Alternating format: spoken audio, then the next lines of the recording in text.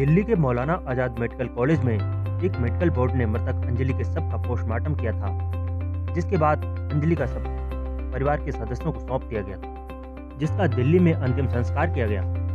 जी हाँ, नमस्कार दोस्तों, मैं हूँ प्रेम सिंह और आपका स्वागत है प्रेम हिंदुस्तानी न्यूज नेटवर्क में। दोस्तों, खबरों में आगे बढ़ने से पहले कृपया प्रेम हिंदुस्तानी न्यूज नेटवर्क को सब्सक्राइब कर लें, साथ ही बेल आइकन को भी प्रेस कर लें।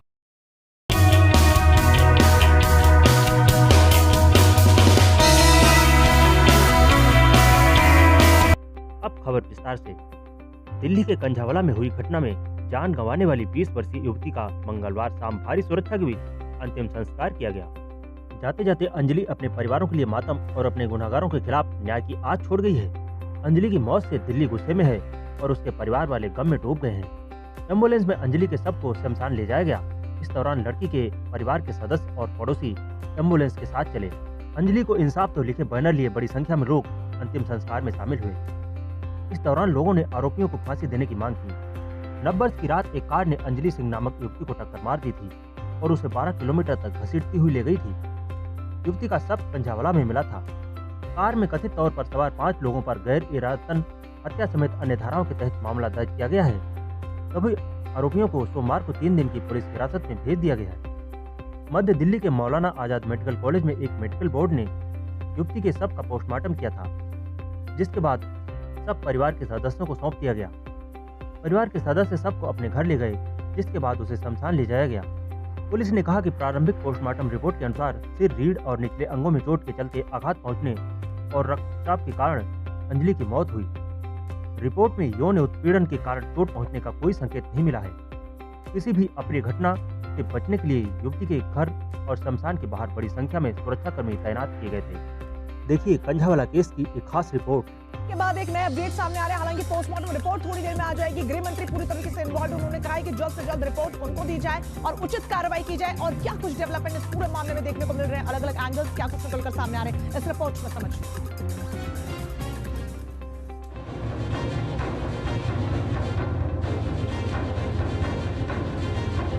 बेटी चीखती रही, पुलिस सोती रही।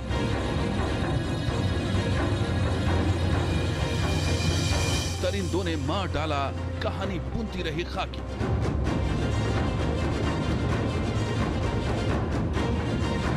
चश्मदीद ने खोली दिल्ली पुलिस की पोल।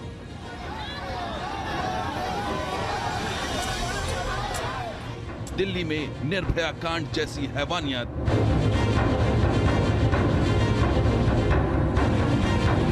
बड़ा सवाल दिल्ली की बेटी को इंसाफ कब। दिल्ली की बेटी चीखती रही, चिल्लाती रही, लेकिन उसकी आवाज दरिंदों ने नहीं सुनी। दरिंदों ने क्रूरता की सारी हदें पार कर दी। वो रहम की भीख मांगती रही और हैवान। और देखिए, दिल्ली पुलिस की तरफ से प्रेस कॉन्फ्रेंस की जा रही है और बहुत संभव है कि इस पूरे मामले का खुलासा इसी प्रेस कॉन्फ्रेंस में। सीधी तस्वीरें देखिए। ये जो घटना घटी है उस टाइम पर वो थी और उसको कोई इंजरी नहीं हुई थी और वो उठकर वहाँ से चली गई थी। और इस मुद्दे में हमने जो भी एफर्ट्स किए हैं कल, उसका परिणाम ये रहा कि अब हमारे पास एक इंसिडेंट की आई विटनेस है और वो पुलिस के साथ कोऑपरेट कर रही है। और इसमें अभी 164 CRPC के तहत उसकी जो स्टेटमेंट है वो रिकॉर्ड कराई जा रही है। यह दिल्ली पुलिस के लिए इस केस के इन्वेस्टिगेशन में एक सिग्निफिकेंट डेवलपमेंट है और जो एक्यूज्ड हैं उनको एक तरह से सज़ा दिलाने में हमारे लिए महत्वपूर्ण साबित होगा। इसके अलावा इन्वेस्टिगेशन अभी जारी है। इन्वेस्टिगेशन अभी प्रारंभिक स्टेज पर है।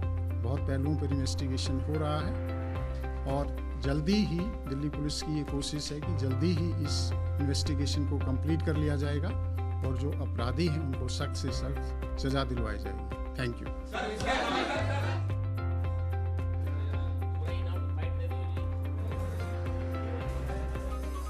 तो इस पूरे मामले पर दिल्ली पुलिस की तरफ से प्रेस कॉन्फ्रेंस की गई, जहां पर स्पेशल सीपी ने कहा है कि इस पूरे मामले में जो भी आरोपी होगा सख्त से सख्त कार्रवाई की जाएगी और जांच को आगे बढ़ाया जा रहा है। दिल्ली पुलिस की ये प्रेस कॉन्फ्रेंस जिसमें महत्वपूर्ण बात ये निकल कर सामने आ रही है कि जो चश्मदीद लड़की है जो पहली वाली लड़की के साथ मौजूद थी उसका बयान भी दर्ज किया जा रहा है। वो इस पूरी जांच में सहयोग कर रही है, ये बात पुलिस ने बताई है। साथ ही ये भी कह दिया है कि अभी ये पूरी इन्वेस्टिगेशन प्रारंभिक स्तर पर है और ऐसे में कड़ी से कड़ी सजा आरोपियों को दी जाएगी। की घटना में एक नया तथ्य हमारे सामने आया है, जिसके अनुसार एक जो इंसिडेंट हुआ था उस टाइम पर डिसीज्ड के साथ एक और लड़की थी और उसके मुताबिक ये जो घटना घटी है उस टाइम पर वो थी और उसको कोई इंजरी नहीं हुई थी और वो उठकर वहाँ से चली गई थी। और इस मुद्दे में हमने जो भी एक उठ के घर चली गई।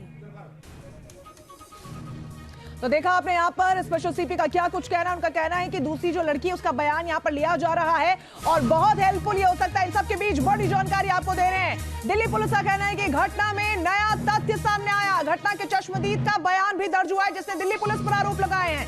घटना में नया तथ्य सामने आया है। चश्मदीद ने यह कहा था कि मैंने पुलिस को कंप्लेन की थी, बावजूद उसके किसी प्रकार का एक्शन नहीं लिया गया और 1.5 घंटे तक लगभग वो उस गाड़ी का पीछा करता चला गया जो घसीटते हुए मृतक को लेकर गई।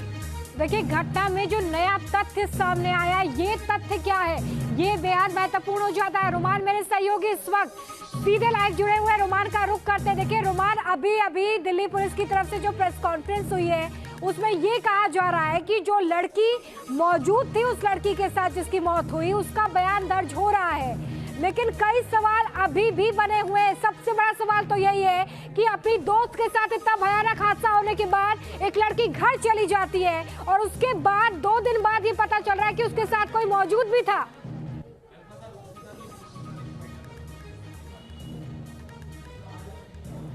देखिए बिल्कुल, और यही सबसे बड़ी बात है। जैसा कि अभी स्पेशल सीपी ने अपने प्रेस कॉन्फ्रेंस में कहा कि जांच अभी शुरुआती स्तर पर है, तो ये भी अपने आप में एक महत्वपूर्ण उनका बयान है, क्योंकि पहले दिन दिल्ली पुलिस कंक्लूजन पर पहुंच गई थी और उसके बाद अब कहा जा रहा है कि शुरुआती स्तर पर है। 2 दिन तक इस बारे में किसी बात की जांच नहीं की गई कि लड़की कहाँ से निकली, कहाँ थी, कौन उसके साथ था। अब एक लड़की भी सामने आई जो कि दिल्ली पुलिस के पहले दिन की थ्योरी को सपोर्ट करता हुआ बयान दे रही है। इस प्रेस कॉन्फ्रेंस का मकसद यही था कि दिल्ली पुलिस ने एक लड़की को ढूंढा है जो कि मृतक लड़की के साथ एक्सीडेंट के समय मौजूद थी। उसका 161 सीआरपीसी के तहत पुलिस के सामने बयान ले लिया गया है, जो कि कोर्ट में किसी भी तरह से एडमिसिबल नहीं है।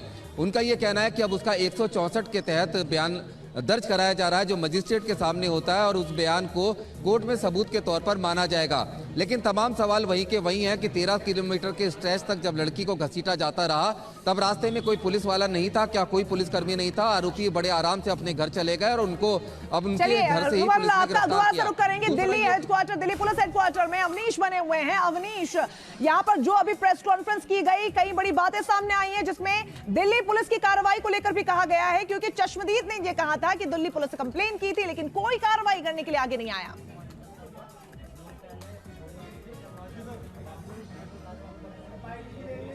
जिस तरीके से ये कॉन्फ्रेंस हुई, ये पहली बार हमने देखा कि स्पेशल सीपी सिर्फ एक तथ्य बताकर चले गए कि उनको एक विटनेस मिला है, जो लड़की घटना के दौरान स्कूटी पर थी, उसका पता चल गया है। उसके बयान कराए जाएंगे अदालत में 164 के, ताकि केस में वो प्रूव कर सकें कि जो उनकी इन्वेस्टिगेशन की लाइन है उसका उन्हें एक चश्मदीद गवाह मिला है। लेकिन जो सवाल थे, किसी भी सवाल का उन्होंने जवाब नहीं दिया। पोस्टमार्टम रिपोर्ट कब आएगी, जिस कमरे के अंदर झगड़े की बात आ रही है, इस लड़की के साथ वो लड़के कौन थे, किनको हिरासत में लिया गया है, ये तमाम सवाल उनसे पूछे। चश्मदीद के बयान को लेकर आगे क्या कुछ डेवलपमेंट देखने को दिल्ली में जिस 20 वर्षीय युवती को कार से टक्कर मारने के बाद कई किलोमीटर तक घसीटा गया, उसकी मौत सिर, रीढ़ की हड्डी और निचले अंगों में चोट लगने के परिणाम स्वरूप रक्तस्राव होने तथा आघात पहुंचने के चलते हुई। पुलिस ने मंगलवार को पोस्टमार्टम की प्राथमिक रिपोर्ट का हवाला देते हुए ये जानकारी दी। पुलिस ने पीड़िता की महिला साथी का भी बयान दर्ज किया है, जो उसके साथ स्कूटी पर पीछे बैठी थी और डर के मारे दुर्घटना स्थल से भाग गई थी। पुलिस ने कहा कि चश्मदीद के बयान आरोपियों को सजा दिलाने में महत्वपूर्ण सबूत होंगे तथा कुछ और सीसीटीवी फुटेज बरामद किए गए हैं, जो रविवार रात की घटना के क्रम को स्थापित करने में मदद कर सकते हैं। पुलिस की खामियों का आकलन जारी। दिल्ली में गम और गुस्से के इस माहौल के बीच दिल्ली पुलिस पर सभी की निगाहें टिकी हैं। उम्मीद है कि दिल्ली पुलिस की जांच इस केस के गुनहगारों को उनके अंजाम तक जरूर पहुंचा देगी। लेकिन इस वक्त इस पूरे मामले में दिल्ली पुलिस द्वारा कथित तौर से बरती गई लापरवाही की भी जांच चल रही है। पुलिस द्वारा बरती गई कथित खामियों और उठाए जाने वाले कदमों पर गौर करने के लिए गठित जांच समिति ने सुल्तानपुरी के कंझावाला तथा 12 किलोमीटर लंबे खंड का निरीक्षण किया, जिस पर युवती को घसीटा गया था। एक वरिष्ठ पुलिस अधिकारी ने कहा कि पूछताछ के तहत सिंह ने अपनी टीम के साथ सोमवार रात अपराध स्थल का दौरा किया और बाहरी दिल्ली में उस सड़क का निरीक्षण किया जहां कार के नीचे फंसने के बाद युवती को घसीटा गया था। सूत्रों के अनुसार टीम की प्राथमिक जिम्मेदारी घसीटने की वारदात का विश्लेषण करना और भविष्य में ऐसी घटनाओं को होने से रोकने के लिए सुधारों का सुझाव देना है। टीम यह भी जांच करेगी कि क्या पुलिस द्वारा सभी मानक संचालन प्रक्रियाओं का पालन किया गया था और क्या उन्होंने घटना का पता चलने पर कदम उठाया। चश्मदीद का बयान दर्ज। 1 दिसंबर की रात युवती की स्कूटी को एक कार ने टक्कर मार दी और युवती को 12 किलोमीटर घसीटते हुए ले गई। उसका शव कंझावाला इलाके में मिला था।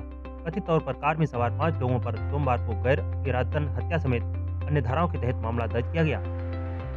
पुलिस पर हालांकि मामले में ढुलमुल जांच करने का भी आरोप लगा, लेकिन स्थानीय अदालत ने सभी 5 आरोपियों को सोमवार को 3 दिनों की पुलिस हिरासत में भेज दिया। पुलिस ने इस घटना के एक चश्मदीद का बयान दर्ज किया है। एक चश्मदीद ने दावा किया है कि उसने कार से घसीटी जा रही लड़की को देखने के बाद पुलिस को इस बात की सूचना दी थी, लेकिन पुलिस वालों ने कोई एक्शन नहीं लिया था।